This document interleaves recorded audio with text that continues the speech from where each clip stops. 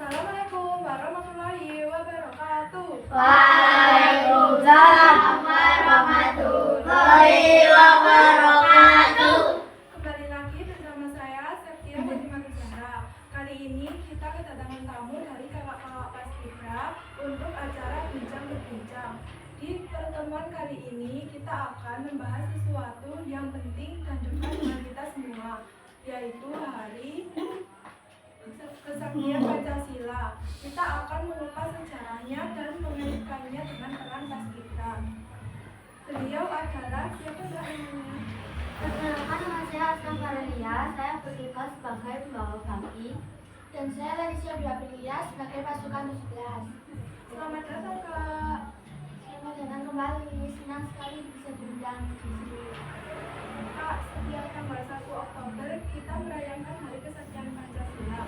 Mungkin banyak dari kita yang bisa diceritakan sebenarnya apa yang terjadi pada tanggal 30 September dan mengapa Pancasila dianggap sakti. Tentu, peristiwa 30 September 1965 adalah tragedi kelam bagi bangsa kita. Gerakan yang dikenal sebagai G30 ini akan membunuh 7 jenderal serta perwira tinggi TNI Angkatan Darat. Tujuannya adalah mengganti Pancasila sebagai ideologi komunis. Tapi disitulah terbukti bahwa Pancasila itu sakti. Pancasila tidak bisa digantikan. Ideologi ini sudah menjadi jati diri bangsa kita dan terbukti mampu menghadapi ancaman sebesar itu. Begitu luar biasa ya, Pancasila bukan hanya sekedar ideologi, tapi sudah menjadi sekarang kita mulai dengan Paskibra. Saat upacara, kita selalu melihat Paskibra mengibarkan bendera merah putih dengan penuh hikmat.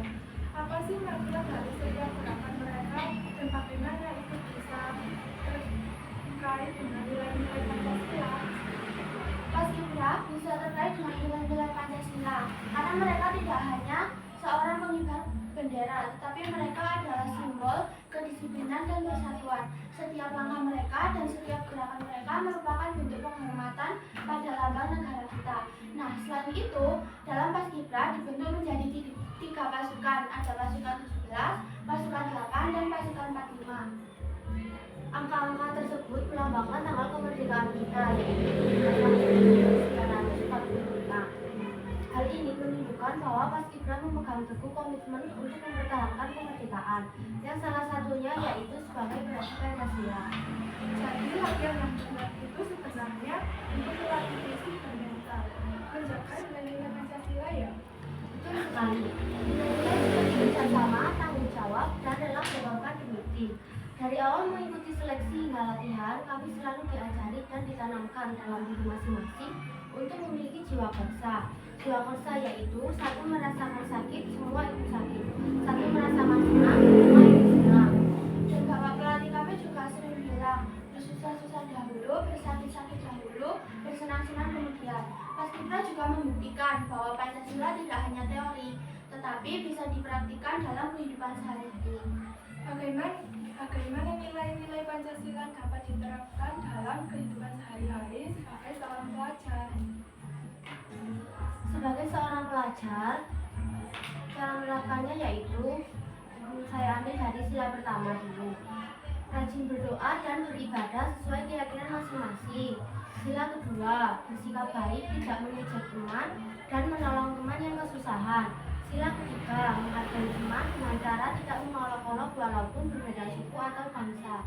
Dan sila keempat, contohnya menghargai pendapat teman saat berdiskusi. Sila kelima, berbagi dengan teman secara adil dan disamaratakan. Bagaimana cara menumbuhkan kesadaran akan pentingnya Pancasila di kalangan generasi muda?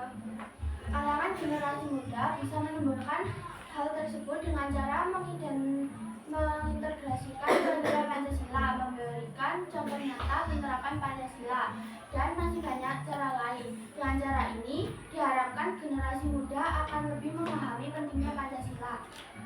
Menurut saya, mengikuti upacara bendera juga sudah mencerminkan kegiatan yang Pancasila. dengan mengikuti upacara bendera dengan hikmat sebagai wujud cinta kita pada tanah air.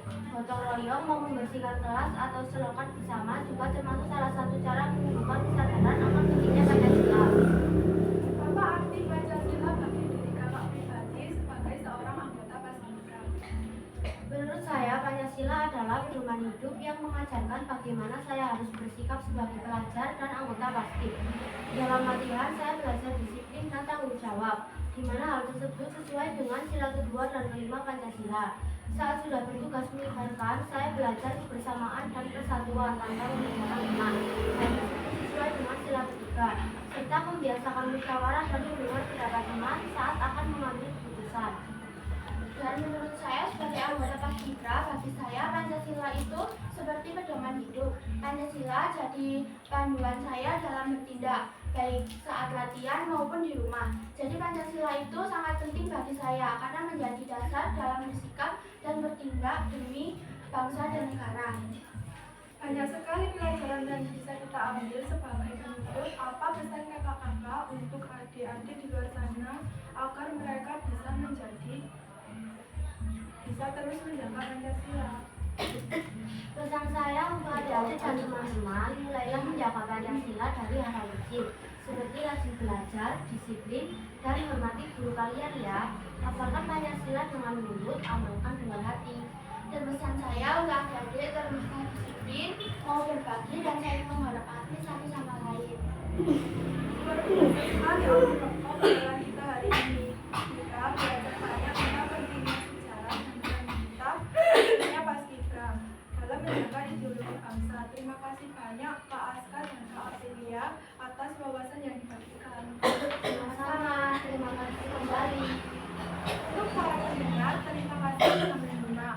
Jangan lupa bagikan episode ini ke teman-teman kalian agar bisa semangat ini bisa terus meningkat. Sampai jumpa di